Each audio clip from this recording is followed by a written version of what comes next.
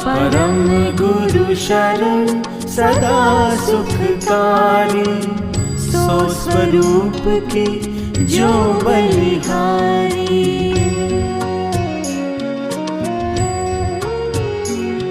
परम गुरु शरण सदा सुखकारी, सो स्वरूप की जो बलिहारी।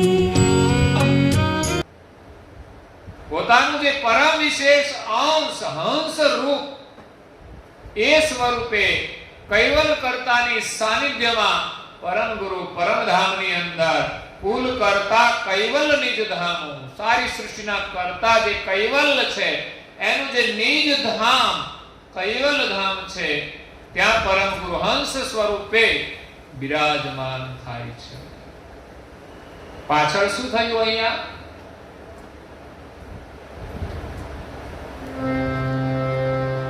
અહીં શું થયું એનું વર્ણન દિવ્ય પરમ ગુરુજી અગાઉ કરી દીધું છે। વિચાર કરો, મને લાગે છે સિક્રેટ રાખીને કર્યું હશે, કોઈને કહ્યું નહીં હોય કે આવું થશે, નહીં તો લોકો કરે નહીં એવું। પરમ ગુરુ કૈવલ ધામમાં ગયા પછી અહીંયા શું થયું એ વાત પરમ ગુરુજીએ અહીંયા ગ્રંથમાં લખી છે। ગયા પછી તો ના લખાવ્યું હોય, પહેલા તેમણે કદાચ નારણદાસજી મહારાજશ્રીને ખબર હોય, કારણ કે એ પણ સર્વજ્ઞ પુરુષ હતા। પરમ ગુરુની જે ગતિ છે સર્વજ્ઞ, એ ગતિ દિવ્ય પરમ ગુરુએ પૂજ્ય શ્રી નારણદાસજી મહારાજશ્રીને, પૂજ્ય મહિલાઓની અંદર પૂજ્ય શ્રી અચરતબાને, નહીં તો લોકો એમ કે ભાઈ એ તો અધિકાર નારણદાસજી મહારાજશ્રીનો એમના શિષ્ય તરીકે, પણ શિષ્યા તરીકે અચરતબાનો પણ અધિકાર હતો એ ગતિનો। એટલે કોઈને એમ ના થાય કે ભાઈ એ તો એના શિષ્ય બને એને જ મળે, કે ઉત્તરાધિકારી હોય એમને જ મળે, પણ ના જે અધિકારી હોય એ બધાને પરમ ગુરુની સર્વજ્ઞ ગતિ પ્રાપ્ત થઈ શકે છે। અને મોક્ષ તો બધાને મળી શકે છે, પણ પરમ ગુરુની સર્વજ્ઞ ગતિના અધિકારી તો કોઈ ભાગશાળી જ હોય છે। પૂજ્ય શ્રી નારણદાસજી મહારાજ શ્રી અને પૂજ્ય શ્રી અચરતબા અને બીજા બે પરમહંસ પુરુષો હતા। એવું નહીં કે માત્ર પૂજ્ય નારણદાસજી મહારાજ અને પૂજ્ય શ્રી અચરતબા આ વિશેષ હતા, પરંતુ બે પરમહંસોને પણ દિવ્ય પરમ ગુરુજીએ પોતાની જે સર્વજ્ઞ ગતિ છે કે જે બીજાને મોક્ષ પ્રદાન કરી શકે, સિવાય કોઈનો અધિકાર નથી એ બ્રહ્માંડમાં। પરમ ગુરુ સિવાય મોક્ષનો અધિકાર કોઈની પાસે નથી। એમના ઉત્તરાધિકારીમાં માત્ર પૂજ્ય શ્રી નારણદાસજી મહારાજ શ્રી પાસે છે। એટલે કઈ જગ્યાએ દ્વીપોમાં પરમ ગુરુજીએ કહ્યું છે કે મારા જે ઉત્તરાધિકારી છે એને તમે મારા સમાન માનજો, કારણ કે જ્યાં જ્યાં પરમ ગુરુએ એમના ઉત્તરાધિકારીને એમની ગતિ પ્રદાન કરી, નારણદાસજી મહારાજ શ્રી અહીંયા જંબુદ્વીપની અંદર અધિકારી હતા, જે ગતિનો અધિકાર અન્ય કોઈનો નથી, એ ગતિ પરમ ગુરુએ પૂજ્ય શ્રી નારણદાસજી મહારાજ શ્રીને આપી અને બીજા દ્વીપોમાં કહ્યું કે આ મારા સમાન માનજો। એમ નારણદાસજી મહારાજ શ્રી પરમ ગુરુ સમાન હતા, કારણ કે જે ગુપ્ત ગતિ છે એનો અધિકાર નારણદાસજી મહારાજ શ્રીને પ્રાપ્ત થયો છે, પછી કોઈને મળ્યો નથી। પછી તો જે પરંપરાની જવાબદારી છે એ વહન કરવાનો અધિકાર છે, પણ મૂળ ગતિ છે પૂજ્ય શ્રી નારણદાસજી મહારાજ પૂજ્ય શ્રી અચરતબાને પણ મળી છે, ભલે ગ્રહસ્થાશ્રમમાં હોય, નહીં તો લોકો એમ પણ માને કે એ તો સાધુને જ મળે, પણ અચરતબા તો ગ્રહસ્થી હતા, છતાં પણ પરમ ગુરુની ગતિનો અધિકાર એમને પ્રાપ્ત થયો। એટલું જ નહીં, એક અલૌકિક ગ્રંથની રચના પણ પૂજ્ય શ્રી અચરતબાએ કરી। અને બે પરમહંસો એ ગતિના એટલા અધિકારી નહોતા, પણ સમજણ વાળા હતા, સમજણમાં પરિપૂર્ણ હતા। તો સમજણ પણ એક પ્રકારનો અધિકાર છે। પણ સમજણવાળા હતા.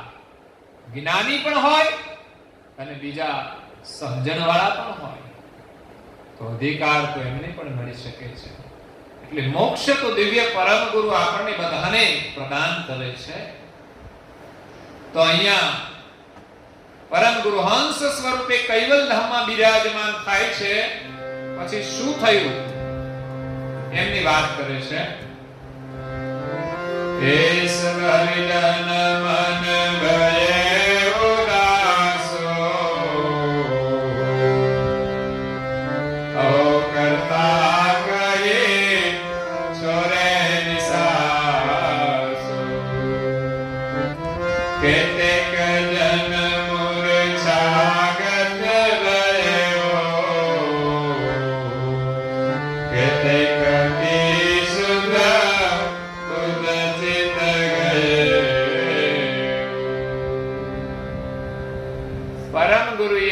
શિખામણ આપી હતી કે મારા ગયા પછી તમે રડશો નહીં. પણ ફરી એની એ જ પરિસ્થિતિ આવીને ઊભી રહી. આપણે કહ્યું હોય કે તમે રડશો નહીં, પણ છતાંય પરમ ગુરુ પ્રત્યે કેવી પ્રીતિ બંધાઈ હશે. વિચાર એ કરવાનો છે કે ગયા પછી પરમ ગુરુ હવે તો આવવાના જ નથી, પણ પ્રીતિમાં એક દર્શન છે કે પરમ ગુરુએ જ્ઞાનથી સમજાવ્યા કે ભાઈ અહીંયા હું જ્ઞાન સ્વરૂપે છું, તમે મારા વચનોનું પાલન કરજો, હું તમને કૈવલ ધામમાં મળીશ. છતાં પણ પ્રેમી ભક્તો છે ને, જ્ઞાની ભક્તો ના રડે હો, જ્ઞાની ભક્તો ના રડે, પણ જે પ્રેમી ભક્તો હોય એની પાસે કદાચ જ્ઞાન ઓછું હોય. નારણદાસજી મહારાજ અને પૂજ્ય શ્રી અચરતબા એ જ્ઞાની ભક્તો હતા. જોકે અચરતબા તો એવા પ્રેમી પણ હતા. અચરતબાએ તો હઠ લીધી હતી કે બસ નહીં, મારે તો એનું દિવ્ય દેહ સ્વરૂપ જ જોઈએ, નહીં તો અદ્ભુત જ્ઞાનનો ગ્રંથ બનાવ્યો છે. જ્ઞાની હતા અને પ્રેમી પણ હતા. પણ અચરત પૂજ્ય શ્રી નારણદાસજી મહારાજ છે ને, એ જ્ઞાન દશામાં રહીને બધાને સાંત્વના આપી છે. કારણ કે એ પ્રધાન હતા, ઉત્તરાધિકારી તરીકે એમની બહુ મોટી જવાબદારી હતી. એટલે પરમ ગુરુના સ્થાને રહીને એમણે બધાને સાંત્વના આપી છે. એટલે બહુધા જ્ઞાની લોકો ના રડે, કારણ કે સમજણની અંદર સહન કરી લેતા હોય છે. કદાચ વિયોગનું દુઃખ હોય પણ એ વ્યક્ત ન કરે. પણ પ્રેમી ભક્તો તો ગમે તેટલા સમજાવે તો પણ એ રોકાતા નથી, રડવાનું હોતું નથી. આ તો એક પરિસ્થિતિનું નિર્માણ થાય છે. આપણે ત્યાં દીકરીને વળાવે ત્યારે સ્વાભાવિક અગાઉ ખબર હોય તો અગાઉ ના રડે મંડપમાં, પણ નહીં, એ વળાવવામાં સમયે જ રડે કે બસ હવે દીકરી વિદાય લે છે. ત્યાં સુધી તો બધા આનંદ કરતા હોય છે. દીકરી હોય ત્યાં સુધી, આપણી નજર સામે હોય ત્યાં સુધી આનંદ હોય છે. નહીં તો જવાનું એ નક્કી જ હોય છે. તો ઉદાસ તો થઈ જાય ને કમસે કમ. ના ના, ઉદાસ તો ના થાય, તો કમ્પ્લીટ તૈયાર થઈને ફરતા હોય. પણ જવાની ઘડી આવે ને હવે આપણી નજર સામેથી અદ્રશ્ય થાય, એ ઘડી આપણે રોકી નથી શકતા. માતા પિતા અને એનો ભાઈ જે હોય એ તો ખાસ રડતા હોય છે. પણ કદાચ ક્યારેક ક્યારેક કોઈ પુરુષ નથી પણ રડતા, પણ માતા હોય એ તો અવશ્ય રડે. અને દીકરી પણ રડતી હોય છે, કારણ કે માતાઓ બહેનોનું હૃદય કોમળ વધારે હોય છે. એટલે ઘરમાં છે ને બહુ આમ હાકોટા ના કરવા, આંખો ના કાઢવી. એનું હૃદય બહુ કોમળ હોય છે, એની ભાવનાને આપણે સમજવી જોઈએ. એટલે એ સમયે ભાઈઓ કદાચ જ્ઞાનની સ્થિતિમાં ન રડે, પણ બહેનો તો રડ્યા વિના રહેતા નથી. એમ જે પ્રેમ પ્રધાન છે, ભક્તિ પ્રધાન છે,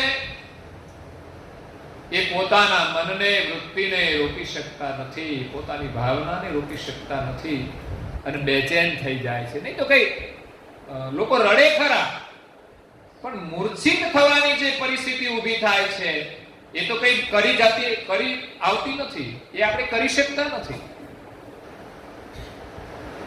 અહીંયા પરમ ગુરુ કહે છે કે સબ હરિજન મન ભયે ઉદાસુ.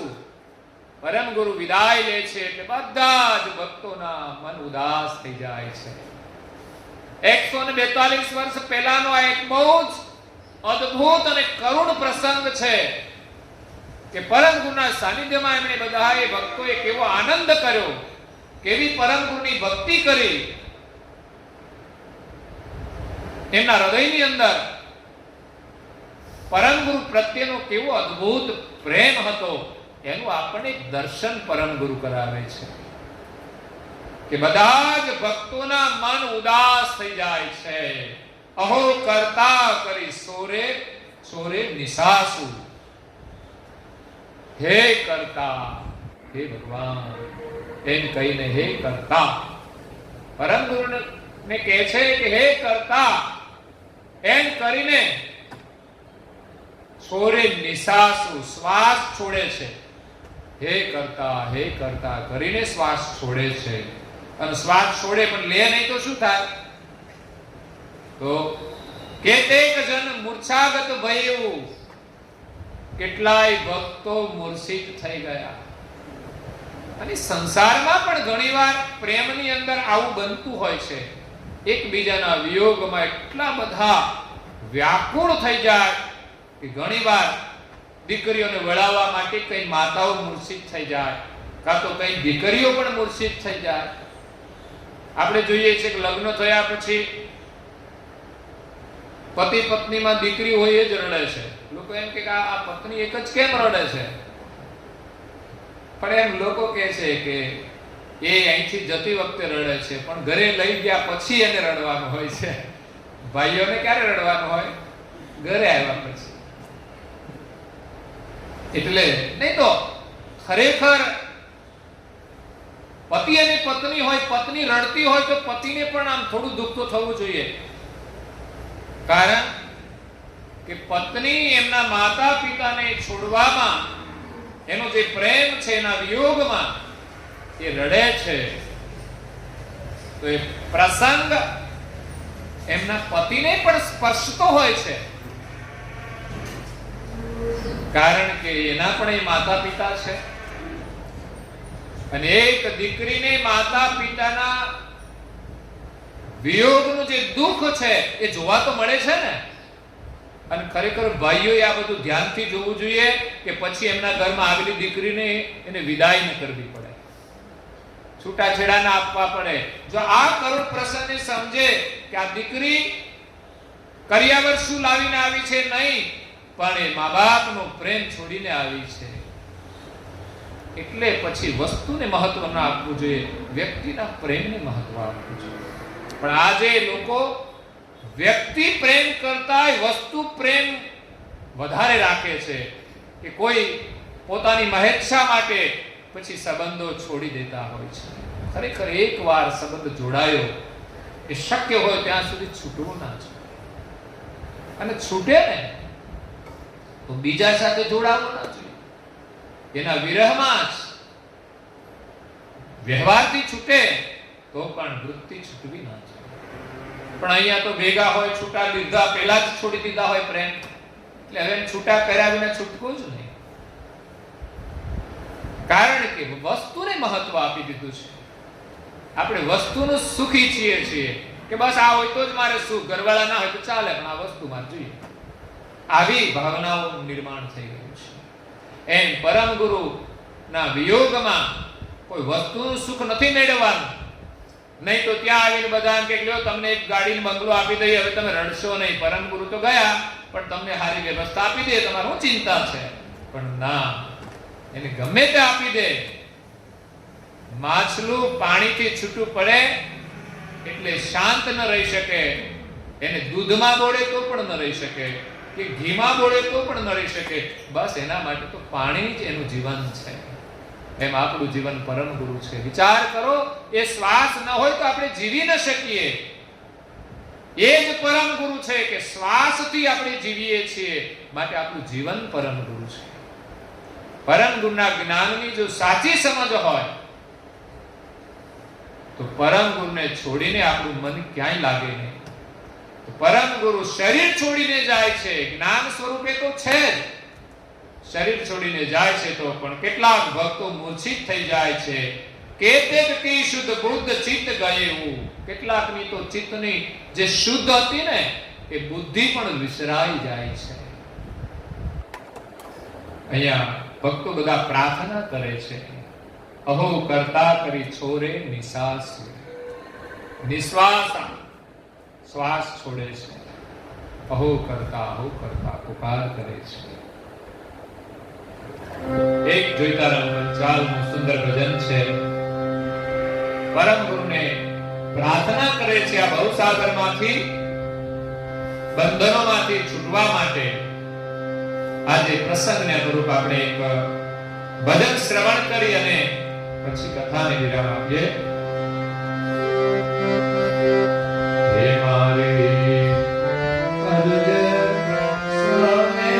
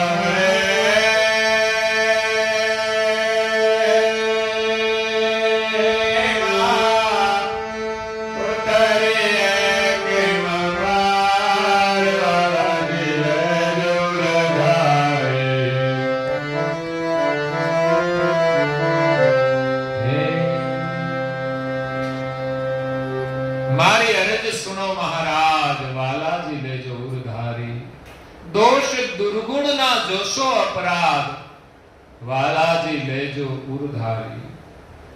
ભવસાગરમાં ડૂબકા મારું તરવાને તમ નાવ. ભવસાગર તરવા માટે પરમ ગુરુ એક આપણા માટે નાવ છે, સિવાય કોઈ ઉપાય નથી. બાઈ ગ્રહી બળવંતા તારજો. ભવસાગરમાંથી અમારી બાઈ પકડીને હે પરમ ગુરુ તમે તારજો, મારે તમ વિના બીજો નથી ધાવ. ફરી ધાવ આવો કબુ નહીં આવે. ચૂકે ગુરુથી જમ પૂરહી જ આવે. આ દાવ જે મળ્યો છે ભવસાગર તરવાનો, અને પરમ ગુરુ જ આપણને તારી શકે છે. એટલે આપણે પ્રાર્થના કરવાની છે કે અમારી અરજીને હે ગુરુદેવ તમે સાંભળજો, અમારા દોષ અને દુર્ગુણોને આપ જોશો નહીં, અમારા અપરાધને ન જોતા અમે ભવસાગરમાંથી પાર કરો. ખરેખર આપણા દોષ ઘણા હશે, પણ જો હૃદયની આપણે પ્રાર્થના કરીએ, પુકાર કરીએ, તો પરમ ગુરુ ચોક્કસ આપણને બાઈ પકડીને ભવસાગર પાર કરી દેશે. કારણ કે ભવસાગરની અંદર મોહ રૂપી મચ્છ મોટા મોટા, સમુદ્રની અંદર મોટા મગરમચ્છ હોય છે, અને આ ભવસાગરની અંદર મોહ રૂપી મગરમચ્છ મોટા મોટા છે. જ્યાં જોઈએ ત્યાં મોહ થઈ જાય એવું છે. કળિયુગની અંદર ચારે તરફ વાતાવરણ રજોગુણ પ્રધાન છે. કોઈના વસ્ત્રો જુઓ તોય મોહ પ્રધાન હોય, માથાની જટા જુઓ તોય મોહ પ્રધાન હોય, પહેરવાના જુતિયા જુઓ તોય મોહ પ્રધાન હોય, હાથમાં મોબાઈલ જુઓ તોય મોહ પ્રધાન હોય, વાતો કરતા હોય તોય મોહ પ્રધાન હોય, ઘર બનાવીએ તોય મોહ પ્રધાન હોય. જે જોઈએ તે બધું મોહ પ્રધાન છે. મદ મચ્છરનો નહીં પાર. આ બધાની અંદર મદ આપણને આવે છે. એકબીજાને જોઈને ઈર્ષા થાય છે. એટલે ઈર્ષા માટે કરવું જોઈએ. માનો કે આપણે બધું જોઈએ, સારું સારું જોઈએ, પણ બીજાનું જોઈને ઈર્ષા શા માટે કરવાની? બીજાનું સારું જોઈને શા માટે દુખી થવાનું? કામ કર્કટ આવે ઘણા, અનેક કામનાઓમાં આપણે દુખી થઈએ છીએ. એમાં આપણે કેવી રીતે આ ભવસાગર પાર થઈ શકીએ? સમુદ્રની જે સફર કરતા હોય ને ખબર હોય વચમાં કેટલા વિઘન આવે, એ દ્રષ્ટાંત અહીંયા આપીને પ્રેમીરામ એમ કહે છે કે આ સંસાર સાગરની અંદર અનેક પ્રકારના મગરમચ્છો છે, મધમચ્છર છે, કામરૂપી કર્કટ છે. એમાંથી આપણે કેવી રીતે પાર ઉતરી શકીએ? લોભ લાલચ કર્મ કાંટા આવે. પછી આયા બીજા પણ દ્રષ્ટાંતો આપ્યા છે કે રસ્તામાં કાંટા વેલાયેલા હોય, એમાંથી આપણે કેવી રીતે ચાલવું? આ તો ઉઘાડા પગે ચાલવાનું છે, એવું નહીં કે સારા સારા ચપ્પલ ને જુતિયા પહેરીને આપણે ચાલીશું. ઉઘાડા પગે સફર કરવાની છે. મંદિરમાં તમે ચપ્પલ પહેરીને આવો છો તો પછી કૈવલ્યધામમાં તો કોઈ ચપ્પલ જવાના નથી. એટલે લોભ લાલચ, લોભ અને લાલચ આ બહુ ભયંકર છે. એનાથી જે કર્મ થાય છે ને એ આપણા માટે કાંટારૂપ બની જાય છે. લોભ અને લાલચથી કરેલા કર્મ આપણા માટે કાંટારૂપ બની જાય છે. માયાની સેવાળ, રસ્તામાં બહુ વરસાદ વરસતો હોય, નિરંતર વરસે એટલે શું થઈ જાય? શેવાળ થઈ જાય. પછી જો ત્યાં ચાલવાનું હોય એટલે શું થાય? લપસણું થઈ જાય. પછી લપસણી લાવવી ના પડે, એમ જ આપણે લપસી પડીએ. એટલે માયાની સેવાળ, માયા સેવાળ જેવી છે. તમે એની ઉપર પગ મૂકો ને એટલે લપસ્યા વિના રહેવાય નહીં. એટલે મોજા આવે માહી મોતના. સમુદ્રની અંદર મોતના મોજા છે. મોજા આવે એટલે સમજવાનું મોત જ આવ્યું. કારણ કે જ્યારે જ્યારે સમુદ્ર કે દરિયો તોફાને ચડે, સમુદ્ર હોય ને એને કહીએ તો આમ શાંત લાગે, પણ દરિયો બોલીએ તેમ લાગે કે તોફાની જ હશે. શબ્દ પ્રયોગ દરિયો તો કે તોફાને ચડ્યો, સમુદ્ર તો કે તો શાંત. શાંત હોય ત્યારે સમુદ્ર, અને તોફાને ચડે એટલે ઘણા ઘરમાં તોફાને ચડતા હોય છે. સમજવાનું કે દરિયો આવ્યો એટલે મોત આવ્યું સમજવાનું. અને એવા જંગ પણ સંસારમાં થતા જ હોય છે, પરિવારોમાં પણ થતા હોય છે. પરિવારના સદસ્યોને લોકો મોતને ઘાટ ઉતારી દેતા હોય છે. વિચાર કરો, આવા જનૂન સંસારની અંદર આવે છે. મોજા આવે માહી મોતના, આરો કેમ આવે મારે હાથ. એમાં કિનારો કેવી રીતે આવે? મોટા મોટા મોજા આવતા હોય, જ્યાંથી મોટી મોટી સ્ટીમરો ડૂબી જાય એવા મોજા હોય. અને આકાશવાણી પણ સમાચાર આપી દે કે દરિયામાં જવું નહીં, બહુ મોટા મોજા આવે છે. સંસારમાં મોજા છે. મહાપુરુષો આપણને સાવધાન કરે છે કે આ મોજા આવે ત્યાં તો જવું જ નહીં. હમણાં નવરાત્રીમાં આવશે, આ તો હમણાં કોરોના છે એટલે ઓછા આવે કદાચ, બાકી મોજા આવે તમારે દુઆ. અને તો તોફાને દરિયો ચડવાનો, કેટલાય આ મોજામાં ઝપટાઈ જવાના. એટલે સમજીને આપણે તો સાવધાન રહેવાનું. તૃષ્ણા કેરા તરંગો છૂટે. આ સંસારની અંદર તૃષ્ણાઓ અનેક આપણા અંદર પ્રગટ થાય છે. તો સમુદ્રની અંદર જે બધા તરંગો છે ને બધા તૃષ્ણાના છે. આપણને એમ થાય આ લઈ લો, પેલું લઈ લો, પણ આ બધી વસ્તુ સાચી નથી. આ તો તરંગો છે, એ તો સમાઈ જવાના, રહેવાના નથી. એટલે બહુ તરંગોમાં ના રહેવું કે આ જોઈએ પેલું જોઈએ. ભગવાને જીવન આપ્યું છે, એનાથી ઉત્તમ શું હોઈ શકે? અને આપણને જે પરિવાર આપ્યો હોય એની સાથે આપણે સ્નેહ રાખીને જીવીએ. મોહ રાખીને નહીં, પણ સ્નેહ રાખીને જીવીએ. કે માંદા પડે ત્યારે સેવા કરવાની ભાવના હોવી જોઈએ. એકાબીજા દુખી હોય તો એકબીજાની મદદ કરવાની ભાવના હોવી જોઈએ. એ સ્નેહ છે. પણ આ તો લગ્ન થઈ જાય એટલે કે અમારે જુદા થવું છે. આ સ્નેહ કેવો છોકરાઓનો? ખરેખર તો કેટલા બધા અરમાનો હોય છે માતા પિતાના. દીકરો મોટો થયા પછી પરણાવે એટલે એમની પુત્રવધુ સાથે પ્રેમથી બધા રહે, આદર ને પ્રેમથી રહે. અને પુત્રવધુ માટે પણ એક આશીર્વાદનું સ્થાન હોય છે માતા પિતા.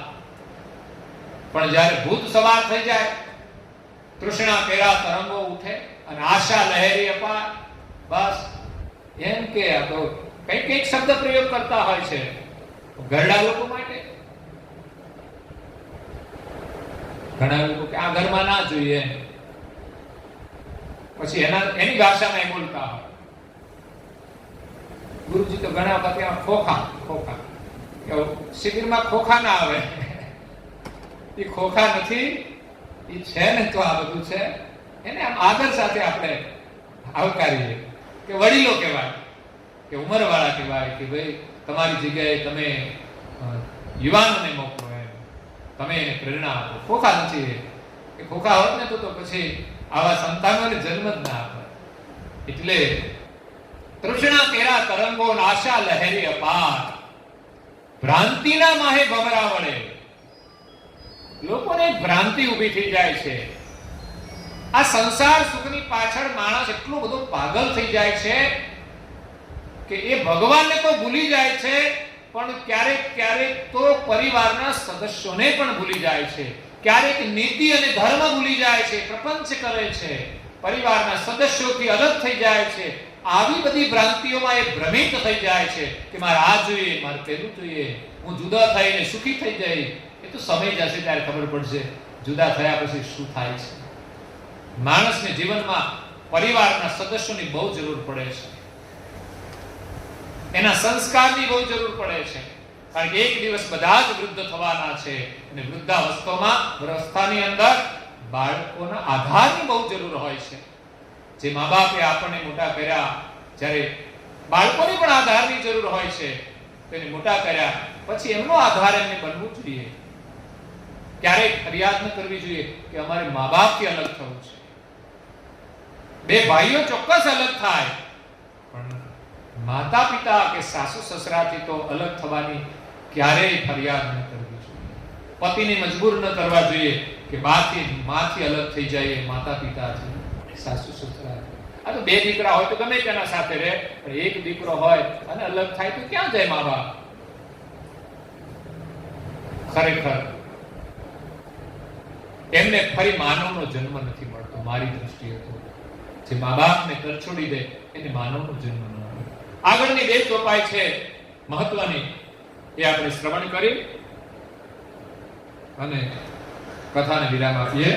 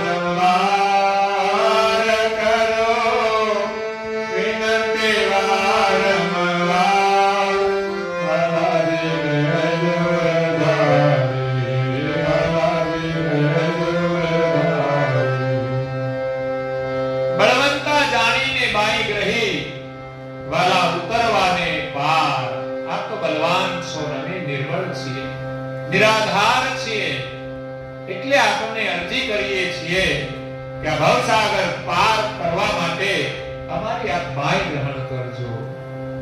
અત્યારે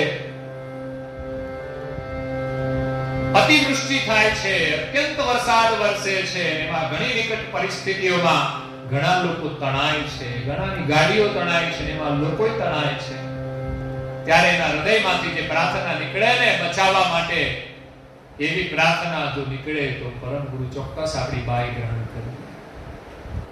સંસાર સુખની અંદર એટલી વેદનાઓ ઓછી નીકળતી હોય છે.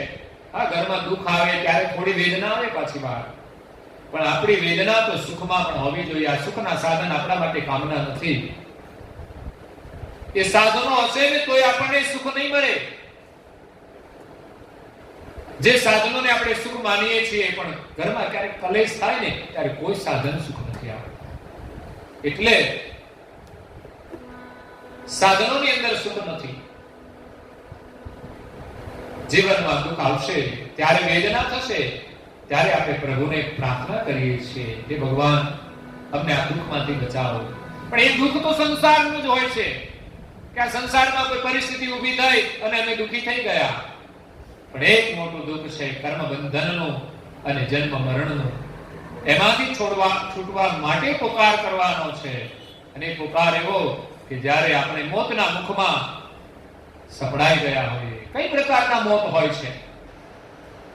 મગરમચ્છે પકડ્યા હોય પ્રાર્થના નીકળે, પાણીની અંદર તણાતા હોય એની પરિસ્થિતિ જે ઊભી થાય એ આપણે સમજવાની છે. એ સમયે એને ઘર યાદ આવે ખરું કે મારા ઘરનું શું થશે? કારણ કે રહેવાનું જ નથી તો ઘરનું કરવાનું શું? કદાચ એ પત્ની બાળકોની ચિંતા કરે થોડી વાર માટે, પણ પહેલી તો ચિંતા એમની જ કરવી પડશે કે હું બચીશ તો જ બધું કરી શકે. હે ભગવાન તમે મને બચાવો, કારણ કે અત્યારે પરિવાર કરતા મહત્વનું મારું જીવન છે. પણ બચાવ્યા પછી પરિવારની અંદર જો પાછો એ ફસાઈ જાય તો યાદ રાખવું જોઈએ ખરેખર આપણને જીવન પરમ ગુરુ આપ્યું છે. અધવચ્ચે મૂકી ન જશો. હવે આ સંસાર સાગરની અંદર અમે તણાઈએ છીએ, ડૂબીએ છીએ, એમાં તમે અમને પકડ્યા છે, પણ હવે પાછા વચ્ચે છોડી ના દેતા. હાથ તો પકડ્યો છે ને આપણો, એમનું શરણ મળ્યું છે, એમનો લક્ષ્ય મળ્યો છે, એનું જે જ્ઞાન છે ને એ આપણો હાથ એમને પકડ્યો છે, પણ હવે તમે ના છોડી દેતા. આ એમણે પકડ્યો છે એટલે વિનંતી કરવાની. જો આપણે પકડ્યો હોય ને તો આપણને તો કોઈ લાલચ આપે તો આપણે છોડી દઈએ કે હવે અમારે અહીંયા બહુ સારું થઈ ગયું છે. પણ હાથ આપણો પરમ ગુરુએ પકડ્યો છે, આપણે માત્ર વિનંતી કરવી પડે કે હવે તમે છોડી ના દેતા. વિનંતી વારંવાર કરું, વિનંતી વારંવાર. વાલાજી લેજો પૂરધારી. હે વાલા તમે અમને આપના હૃદયમાં ધારણ કરજો. અંતિમ ચોપાઈ એમ કહે છે, હે પરમ ગુરુજી પ્રગટ જાણો કૈવલ હંસ કુવે. પરમ ગુરુજી પ્રગટ જાણો કૈવલ હંસ કુવે. દાસ પ્રેમી વિનય સદા રે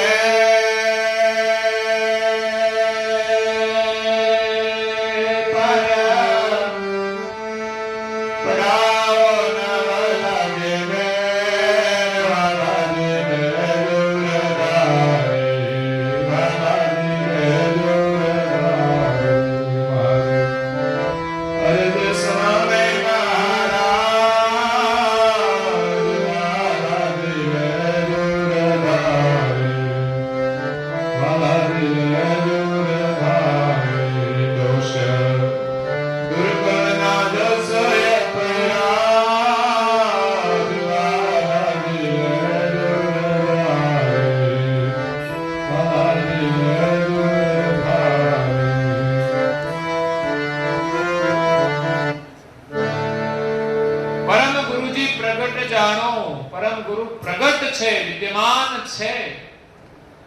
હાજર છે એમ જાણીને આપણે પ્રાર્થના કરવાની. કૈવલ હંસ કુબેર. પરમ ગુરુજી કુબેર સ્વામી હંસ સ્વરૂપ, કૈવલના હંસ સ્વરૂપ કુબેર સ્વામી દિવ્ય પરમ ગુરુ આ જગતની અંદર પ્રગટ વિદ્યમાન છે. હવે તો આપણને સૌને જ્ઞાન દ્વારા એના પ્રગટ સ્વરૂપની સમજણ આપી છે, એટલે જ્ઞાન શ્રવણ કરવાનું છે, એનું મનન કરવાનું, એનું ચિંતન કરીને જે વ્યાપક ચૈતન્ય સ્વરૂપ છે, સોહંગ સ્વરૂપ, જે બધા જ અંશો સાથે સ્પર્શીને રહેલું છે અને બીજું કૈવલ સાથે જોડાયેલું છે, એ સ્વરૂપ સાથે આપણા ચિત્તને જોડવાનું છે. પરમ ગુરુને પ્રાર્થના કરીને નિરંતર આપણું ચિત્ત પરમ ગુરુમાં જોડાઈ રહે, નિજ પદની અંદર જોડાઈ રહે. સંસારના કોઈ પણ પ્રકારના સુખના પ્રલોભનથી આપણે લોભાયમાન ન થઈએ. ભલે ગમે તે સુખ મળે આપણે એનો સ્વીકાર કરીએ, પણ એના પ્રલોભનમાં ફસાઈને આપણે પરમ ગુરુને ના વિસરી જઈએ. કદાચ કોઈ આપણને લાભ મળે તો આપણું જીવન જે પરિસ્થિતિ છે એમાં જ આપણે જીવીએ, આનંદથી જીવીએ. પરમ ગુરુ આપણને આપે તો આપણે એમની કૃપા માનીએ, અને કૃપા એ છે કે જે સુખ મળે એને આપણે ઉપયોગ કરીને બીજાને પણ વેચીએ. આપણને મળેલું સુખ બીજાને પણ વેચીએ, આપણને મળેલું ધન એ પણ બીજાને વેચીએ. એ રીતે આપણે જીવન જીવીશું તો આપણા બેંકની અંદર સુકૃતનું સુખ જમા થશે, એ અંતે આપણને મળશે. આપણો વિશ્વાસ બસ સુકૃતના સુખમાં હોવો જોઈએ, નહીં કે માત્ર જે મળ્યું છે એ બધું ભોગવી જ લઈએ. ભોગવવા કરતા જેટલું જોઈએ એટલું વિવેકથી ગુપ્તમાન કરીને, વિશેષ આપણે સુકૃત કરીને, આપણા જીવનનો ઉત્તમમાં ઉત્તમ ઉપયોગ કરીને આપણે આનંદ લેવાનો છે. પરમ ગુરુ આજથી 142 વર્ષ પૂર્વે વિદાય લે છે. એ વિયોગનો જે પ્રસંગ છે અતિ કરુણ છે.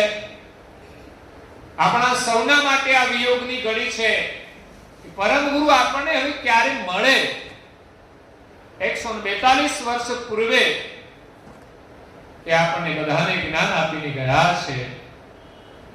એમનું સાનિધ્ય મળે એ આપણા માટે એક અહોભાગ્ય છે. જો કે સંતોના રૂપમાં એ વિદ્યમાન છે, ગ્રંથોના રૂપમાં વિદ્યમાન છે, તો આપણે એનો લાભ લઈને એમનું જે દિવ્ય ચૈતન્ય સ્વરૂપ છે એમની સાથે આપણી વૃત્તિને જોડીને આપણે જીવનમાં આનંદ કરીએ અને કૈવલનું ભજન કરીએ. પરમ ગુરુ આપણને જે વચનો આપીને ગયા છે, ગ્રંથોનું પઠન કરજો. મારું તો નિવેદન છે કે મેં મેસેજ તો બધાને મોકલ્યા છે વોટ્સએપ ઉપર કે આપણે ત્યાં જે નવા ગ્રંથો છે, જે શબ્દના અર્થ સાથે તૈયાર થઈને આવ્યા છે, એની યાદી મેં મોકલાવી છે. લગભગ 10-12 ગ્રંથો આપણે ત્યાં ઉપલબ્ધ છે. પરમ સિદ્ધાંત પ્રણવ કલ્પતરુ, હસ્તા લેવા, કૈવલ વિલાસ, સક્રત ચિંતામણી, અદ્વૈતાદિત નર્વે ચિંતામણી, વિજ્ઞાન સક્રતમણી દીપ ગ્રંથ અને વિશ્વબોધ ચોસરા પણ હમણાં આવી ગયો છે. પંચમ સ્વસંવેદ ગ્રંથ, નિત્ય નિયમ ઉપાસના, ગુજરાતી અને હિન્દી બંને છે શબ્દાર્થ સાથે. એમાં હમણાં નિત્ય નિયમની નવી એડિશન, કદાચ કોઈ સુધારો હશે તો કર્યો છે, નહીં તો જે પહેલા છપાઈ હતી ઉપાસનાની અનુવાદવાળી પુસ્તિકા શબ્દાર્થ સાથે એ પુનઃ આવી છે. પણ આ વખતે જે આવી છે એના અક્ષરો થોડા મોટા છે. પહેલામાં થોડા વધારે ઝીણા હતા, નાના અક્ષર હતા, પણ આ વખતે મોટા અક્ષરોની અંદર વડીલો પણ વાંચી શકે. તો વિચાર કરો કે પરમ ગુરુના જે વચનો છે એને લોકો સરળતાથી સમજી શકે, એના માટે કેટલો બધો પુરુષાર્થ, મહેનત અને ચિંતન કરવું પડે. એ મહાચિંતન કરીને પરમ ગુરુના અનન્ય ઉપાસક એવા બિપિનભાઈ શાહ જે વિદેશમાં રહે છે, એ તો વિદેશનું વાતાવરણ જેવું કે ત્યાં તો વૈભવ જોઈને માણસનું મન છે ને વિલાસી બની જાય. પણ ત્યાં રહેવા છતાંય એ પરમ ગુરુ મય જ રહે છે અને એની પ્રવૃત્તિમય રહે છે અને પરમ ગુરુની કૃપાથી એને જે ત્યાં ધન મળ્યું છે એનો વધુમાં વધુ પરમ ગુરુના જ્ઞાન પ્રચારની અંદર કેમ ઉપયોગ થાય એનો એ વધુ પ્રયાસ કરી રહ્યા છે. આજ સુધીમાં પોતે વધુમાં વધુ મહેનત કરીને બીજા અન્ય લોકોનો સહયોગ લઈને 10 થી 12 ગ્રંથો જે આપણે વાંચવામાં સમય લાગે એને એક એક શબ્દનું ચિંતન કરી, લખાણ કરી, શબ્દોના અર્થ શોધી, લખી અને પ્રેસમાં આપી ફરી એનો પુનરાવર્તન, એની અંદર કોઈ ક્ષતિ ન રહે એટલા માટે એને પ્રૂફ કરવું પડતું હોય છે 3 વખત મિનિમમ. તો એ વારંવાર ગ્રંથનું ચિંતન કરીને આપણા માટે એક ઉત્તમ પ્રકારના ગ્રંથો એને ઉપલબ્ધ કરાવ્યા છે. સારી ક્વોલિટીની અંદર ગ્રંથો તૈયાર કરીને આપણને અહીંયા સેવા માટે આપ્યા છે. જે તૈયાર થયા છે એની કિંમત લખી છે, એની અડધી જ કિંમતમાં કે અહીંયા આપણે એને પ્રાપ્ત કરી શકીએ છીએ. અને એ પૈસા એમણે તો નથી લીધા, પણ અહીંયા જે સંસ્થા છે એની અંદર એ સેવામાં અર્પણ થાય છે. એમણે ત્યાંથી આપણને સંપૂર્ણ નિઃશુલ્ક આપ્યા છે, છતાં એની પડતર કિંમતો લખી છે કે એની વ્યવસ્થાના રૂપમાં લોકોને આપવા માટે. એટલે એમની અનુમતિથી અડધી કિંમતમાં એ ગ્રંથો આપણે ત્યાંથી ઉપલબ્ધ થશે. એટલે બધા લઈ જજો. પૈસાની તો કોઈ ચિંતા જ નથી. લોકો એટલા બધા મસાલાની પડીકીઓ ખાય છે અને મોજ શોખમાં વાપરે છે, એટલે ગ્રંથો તો ખરીદી શકે, પણ છતાંય હજુ જોઈએ તેટલા લોકો ગ્રંથ લઈ શકતા નથી. હું તો એમ કહું છું, આપણે તકતીઓ છે ને પરમ ગુરુની ઘર ઉપર લગાવવાની, એ પણ લગાવવામાં લોકો વિલંબ કરતા હોય છે. મેં તો કહ્યું ફ્રીમાં લઈ જાઓ, તો પણ હજુ આળસ કરે છે. પરમ ગુરુ હવે લેવા આવશે છેલ્લા દિવસે ખૈવલધામમાં. એટલે ગ્રંથોને આપણે લેવા જોઈએ અને એનું અધ્યયન કરવું જોઈએ, કારણ કે એ જ પરમ ગુરુનું એક બીજું સ્વરૂપ છે. પરમ ગુરુએ કહ્યું છે કે હું તમને આ ગ્રંથમાંથી મળીશ. તાતે તુમ સબ ગ્રંથ અભ્યાસો વિવિધ વિક્ત કરી અર્થ વિકાસો, જય ચૈતન્ય સિદ્ધ સ્વરૂપ હમારા સોઈ ગ્રંથન ને કયો વિસ્તારા. પરમ ગુરુનું ચૈતન્ય સ્વરૂપ આપણે ગ્રંથો દ્વારા સમજવામાં આવશે, એનું વારંવાર ચિંતન થશે. એટલે ગ્રંથો અહીંયા ઉપલબ્ધ છે. એટલે મારું અંતિમ નિવેદન છે કે બધાના ઘરમાં ગ્રંથ ઉપલબ્ધ હોય અને એ ગ્રંથનું પઠન પરિવારના જેટલા પણ સદસ્યો ઘરમાં વિદ્યમાન હોય એ સાથે મળીને કરે. પછી એક ગ્રંથ વાંચે ને બીજો ટીવી જોવે, પછી એમાં ટીવી થાય. આ ટીવી નથી, ટીવી છે. એટલે એને જોવું તો ધ્યાન રાખીને જોવું. એટલે આપણા ઘરમાં એવી 15 મિનિટ જ વાંચન કરો, કારણ કે જે કોઈ દિવસ ન વાંચતા હોય ને એને આખો લાડવો નહીં આપવાનો, ચોથા ભાગનો આપીએ. 1 કલાકમાંથી 15 જ મિનિટ આપણે એની સાથે બેસવાનો. ઇન્ટરેસ્ટ હોય 1 કલાક વાંચે એની રીતે, પણ સમૂહની અંદર પરિવાર સાથે 15 મિનિટ ગ્રંથનું અધ્યયન કરવું. રોજ 2 પેજ વાંચવા 15 મિનિટ. એમાં શરૂઆત વિશ્વબોધ ચોસરા નવો ગ્રંથ આવ્યો છે, એટલે નવા લોકોને સમજાય એવો અને રેણી કેણી પડાય એવો એ વિશ્વબોધ ચોસરા ગ્રંથ છે, એની શરૂઆત કરજો. અને સિવાય પણ બીજા ગ્રંથો છે એ પણ વાંચી શકાય. સિદ્ધાંત બામની ગ્રંથ નથી આવ્યો, પણ એ સિવાયના જે બીજા ગ્રંથો છે અહીંયા ઉપલબ્ધ છે. તમે ચોક્કસ મેળવી અને પ્રાપ્ત કરજો. પંચમ સસંવેદ પણ હવે આવી ગયો છે વધારે બીજા, એટલે હવે તમે કાયમી માટે એ ખરીદીને રાખી શકશો. એટલે પહેલા આપણે વાંચવા આપતા હતા, પણ હવે વાંચવા નહીં આપીએ, પણ જેને જોઈએ તે અહીંથી લઈ જઈ અને બીજા અન્ય લોકોને, કારણ કે મને યાદ નથી હોતું કોણ લઈ ગયું, એ એની જાતે આપી જાય તો ખરું. આપણે નામ લખીએ પણ લખેલું ક્યાં પડ્યું હોય ખબર ના. એટલે જેને આપ્યા હોય એને જમા કરાવે તો કરાવી આપજો, નહીં તો રાખીને બીજાને વંચાવજો. કારણ કે એનો જેમ વધુ લાભ મળે એ જ આપણા માટે મહત્વનું છે. અને લોકોમાં ગ્રંથ વાંચનની રુચિ ઊભી થાય. આપણા બાળકોમાં પણ આ રુચિ આપણે જગાડવી પડશે. આપણે એની સાથે બેસીને 15 મિનિટ વાંચીશું તો એનામાં પણ એ સંસ્કાર આવશે ને રુચિ પેદા થશે. બાળકો જો તમારી સાથે મંદિરના વાતાવરણમાં હોય, ધાર્મિક વાતાવરણમાં હોય, તો જ એના અંદર ધાર્મિક પ્રવૃત્તિ કરવાની રુચિ જાગે છે. એટલે બાળકોને મંદિરમાં શા માટે લઈ જવા? કે એની અંદર એક ધાર્મિક ભાવનાનું નિર્માણ થાય. એને જેટલી પણ સમજ પડે, ઘણા નાના નાના બાળકો આવ્યા છે, એને બીજી કથામાં કોઈ સમજ ન હોય, પણ મંદિરમાં ગયા હતા એટલી તો ખબર પડે. મંદિરના વાતાવરણમાં બેઠા તો આ વાતાવરણ એને ગમે, કારણ કે વાતાવરણ ગમવું જોઈએ. મંદિરનું વાતાવરણ પણ એક આકર્ષક હોય છે, કે ત્યાં અંદર જવાનો પણ એક આનંદ હોય છે, દર્શન બધું જોવાનો પણ એક આનંદ હોય છે, વાંચવાનો પણ એક આનંદ હોય છે. એ ભાવના આપણે બાળકોની અંદર જગાડીએ તો ભવિષ્યમાં એ પરમ ગુરુની ભક્તિ કરીને એના જીવનને પણ સફળ કરશે અને તમારી સેવા પણ કરશે.